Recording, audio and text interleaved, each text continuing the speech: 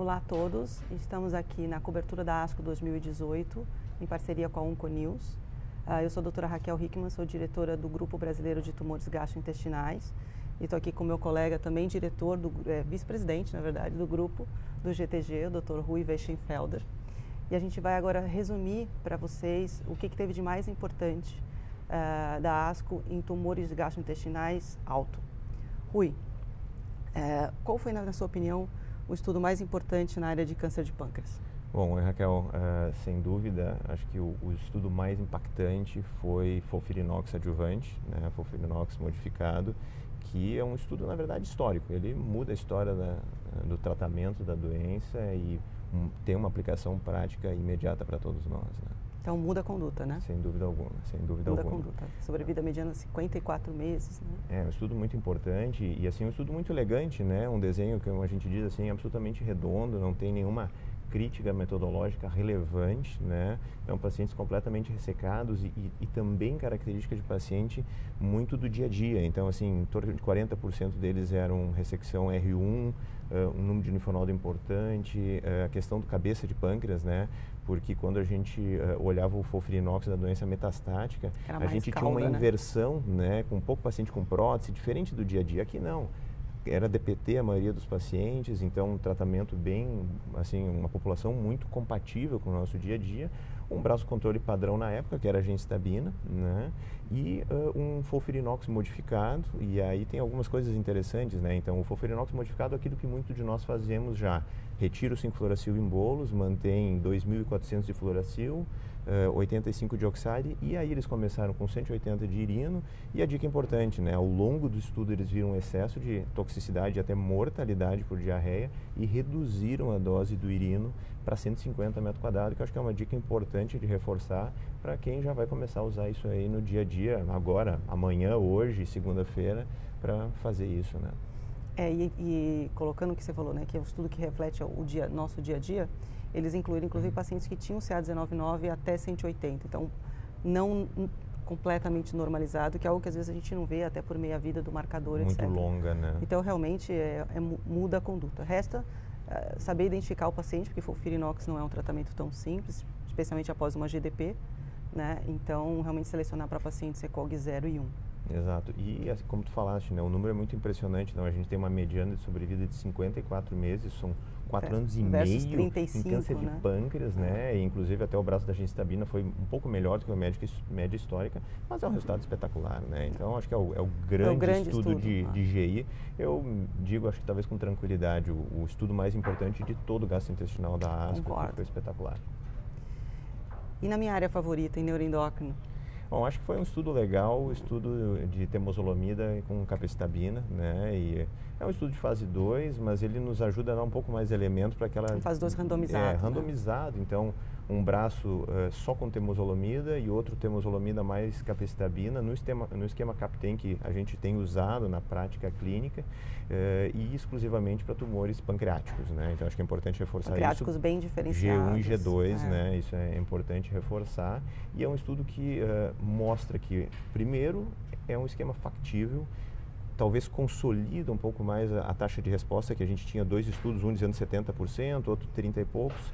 A ficou taxa no de 30, resposta né? ficou no 30, então acho que a gente tem uma noção mais clara da taxa de resposta e um benefício claro da adição da capecitabina temozolomida. Então acho que, apesar de não ser um estudo fase 3 e que a gente não tem um controle bem definido, ele coloca o CAPTEM sim, agora sim de uma maneira mais robusta, com uma evidência boa para o dia a dia, né? E ele coloca, né, a sobrevida, o endpoint primário, que era a sobrevida livre de progressão.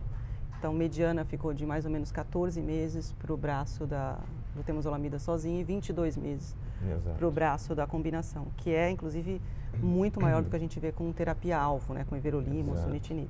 Então, muda a prática realmente. E eu acho que, assim, só uma rápida dica para quem talvez não faça tanto neuroendócrino no dia a dia, o esquema CAPTEM, ele é relativamente tranquilo de fazer. Simples. Então, são 14 dias de capecitabina com uma dose um pouco menor, é 1.500 por dia. E a temozolomida entra só nos últimos 5 dias desses 14, uma dose de 150 metros quadrados nos últimos 5 dias. Eles usaram 200 no estudo. Nesse foi 200. Foi 200. E 14 dias de intervalo, cicla em 28, né? Muito bem tolerado. E é um esquema bem tranquilo de fazer. Outra dica importante, né? Temozolomida, tomar à noite em EPO e usar uma ondansetrona antes. Isso ajuda muito na redução da náusea, da temozolomida, e aí vai super tranquilo para poder seguir com a capecitabina junto, né, que é um número maior de comprimidos. Né.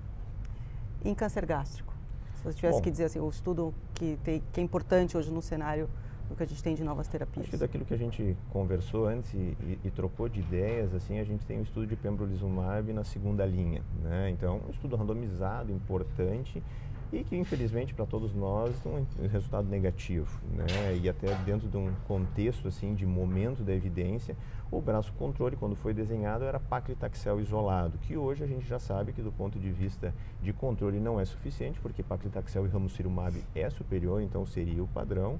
E basicamente randomizou pacientes que tinham uma expressão de PDL1 acima de 1%, né? E infelizmente o resultado negativo, já trazendo isso para uma linha mais precoce, né? Porque a gente tem o dado do pembro para pacientes refratários em terceira linha que é positivo, e agora trazendo para a segunda linha e infelizmente não mostrando um dado suficiente para entrar para a prática clínica nesse cenário, né?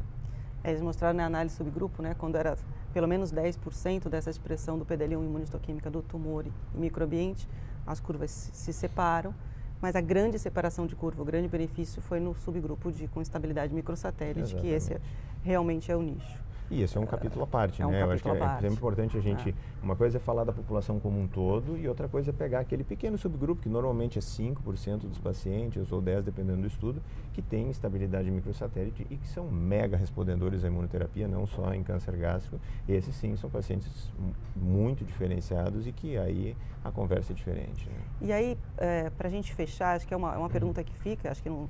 É uma coisa que é interessante a gente discutir e trazer para o público, né? Então, a gente tem a aprovação agora no Brasil do pembrolizumab para a terceira linha. Perfeito. Baseado num estudo fase 2, sem controle, apenas uma coorte pequena. Na verdade, é uma coorte de expansão, né, do fase 1. E está aprovado para pós-paclitaxel. E aí a gente tem, então, um estudo agora de segunda linha, randomizado, muito bem feito, que é negativo. Como é que fica isso? Como é que fica a utilização de pembrolizumab na sua prática? Porque acho que vai ter que seguir o que está aprovado e a gente pode fazer uma série de hipóteses que talvez um pouco de pressão imunológica em cima de uma doença que foi previamente exposta a mais tratamentos, talvez possa ter gerado mais mutações, isso possa ter melhorado um pouco do resultado lá na terceira linha, né? E a outra questão importante é que esse estudo apresentado agora aqui na ASCO, que é segunda linha, esses pacientes acabaram sendo expostos a mais tratamento a posteriori, o que também pode ter contaminado o resultado. Então, eu acho que a gente fica bem restrito nessa indicação, que existe uma primeira linha baseada em fluoropyrimidina e platina, uma segunda linha padrão, que é paclitaxel com ramucirumab, obviamente desde que disponível, ou então as monoterapias, que é o próprio taxano, né, se não tiver sido usado na primeira linha, o irino em monoterapia ou o ramucirumab em monoterapia, que são as segunda linhas monoterapias possíveis, às vezes até por uma questão de fragilidade do paciente que não tolera uma eventual combinação, e aí o pembrolizumab fica na terceira linha, isso assim, baseado na melhor evidência disponível e sem ser contaminado por nenhuma distorção, né? Eu acho que acho que o caminho é assim, a imunoterapia tem resultados fantásticos em várias doenças, mas claramente não é para todo tumor sólido e para todo paciente. Então a gente realmente precisa identificar